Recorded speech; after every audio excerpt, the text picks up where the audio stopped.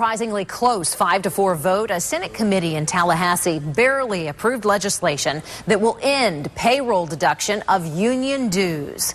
But as Mike Vasalinda reports from our exclusive Capitol Bureau, this legislation could also have some unintended consequences for charities and others.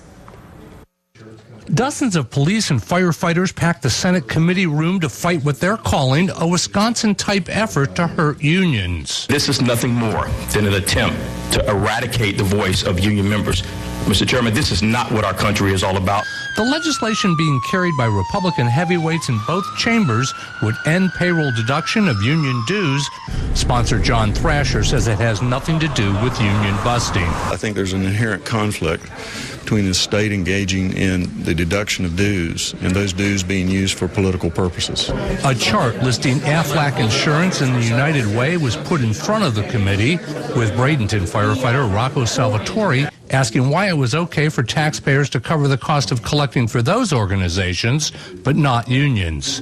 I have no idea what portion of my premium Cigna spends on political action.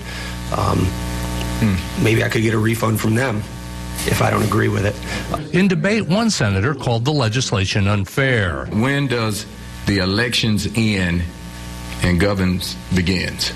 Another called it political retribution. I think we're picking a fight with those brave men and women who put their lives on the line for us every day. The unions are leaving open the possibility of a lawsuit if their dues collection is halted, but not the collection for dozens of other organizations. In Tallahassee, Mike Vasalinda, WPTV News Channel 5. Incidentally, this bill was expected to soar through its first committee stop, but instead it barely squeaked by. 2 Republicans voted against the bill, along with 2 Democrats, prompting the bill's sponsor to track down a supporter who had left the room. He was eventually caught in time to return and cast the deciding 5th vote.